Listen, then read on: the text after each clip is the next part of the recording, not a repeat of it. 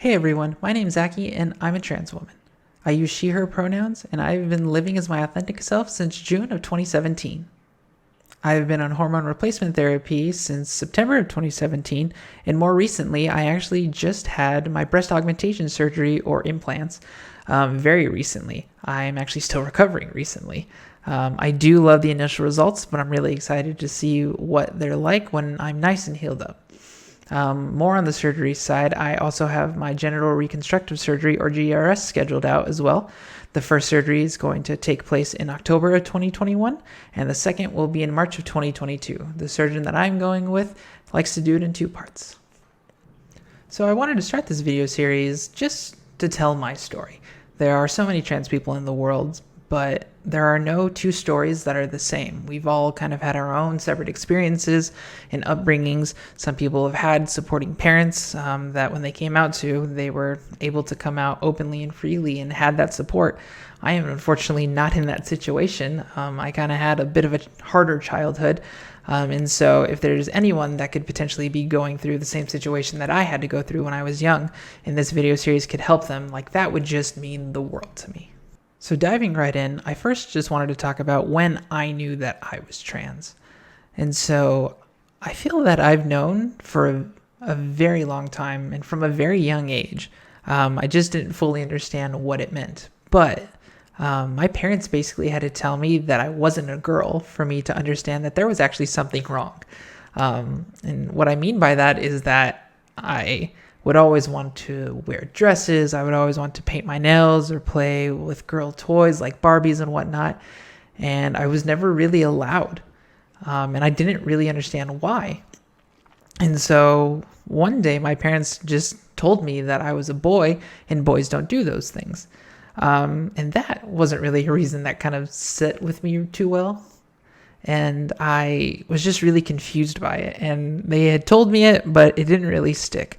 So I kind of just spent a lot of my early childhood just really confused as to why I felt one way, but I had to act another way. And thankfully, before puberty, it wasn't the hardest thing in the world, but I would still get really jealous by seeing the girls at school who got to wear pretty clothes and dresses and paint their nails and play with Barbies. And I just never really understood why I just couldn't do those things. And so it was kind of confusing.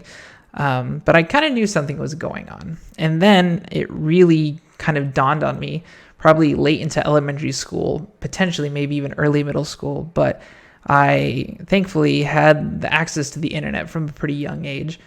And I came across the term transgender and kind of what that meant. And while I didn't fully understand everything, again, because I was so young, I started to understand that I think that's what I was. And back in, this would have been the early 2000s. It wasn't exactly talked about in a positive light. So I was coming across all this information, and a lot of it was very much negatively casted. And I then started to kind of understand how my life was going to be and how things were working. And then, of course, by the time I hit puberty, it was kind of just all downhill from there. But that'll be a video for another day.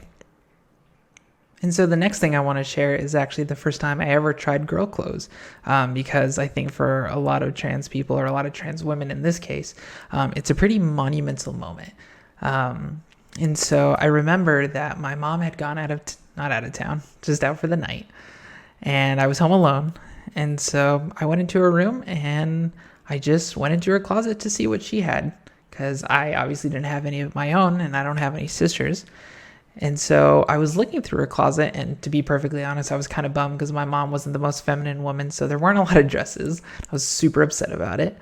But basically anything that I deemed feminine enough, I tried on, and I absolutely loved it. I remember feeling completely right and way too happy that I should have been about clothes, which is another red flag as to something was wrong with me inside my body. But I had never been so happy. I tried on everything that I could with the time frame that I'd given, because thankfully she'd given me a rough time of when she'd be back. And I was just having a complete ball. And so after I kind of like raided her closet, essentially, I then went to her makeup. Again, not being the most feminine woman, there wasn't the biggest selection. But I tried on a little foundation, which totally didn't match my skin tone. I tried to do eyeliner, which was god awful, I'm sure. I can't even remember now, but I don't even think I really want to remember.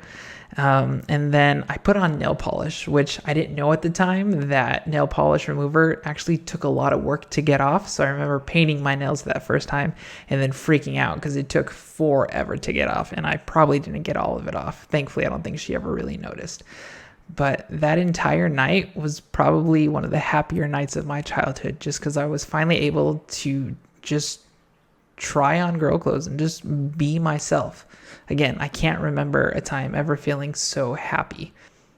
And so from that point on, any chance that I could, any chance that I was home alone, I was wearing girl clothes. And it wasn't that like I was doing really anything different. I would just put them on and then go about my day. Like I'd play video games, I'd watch TV. If I had homework, I would just do that. I just wanted to be in girl clothes because that's what I felt comfortable in. And I had no other way to express that other than when I was completely alone. So it became a game of figuring out all the time that I had that I could guarantee that I'd be alone. And then just working around that, making sure I didn't get caught. I remember always like making sure that I could hear the garage door just in case like my mom came home early for any reason. But yeah, it's kind of sad. And I remember just being so nervous to come out just because from the research that I had done on the internet, I knew it wasn't the most, I guess, accepting thing. I also didn't really hang out with friends. I, of course, had friends, and I definitely spent the night from time to time, and I definitely had people come over from time to time. But it became kind of the regular notion that I would stay home by myself in my room because that's when I felt most comfortable. I felt that I had to pretend when I was around other people that I felt one way when truly inside I felt another way.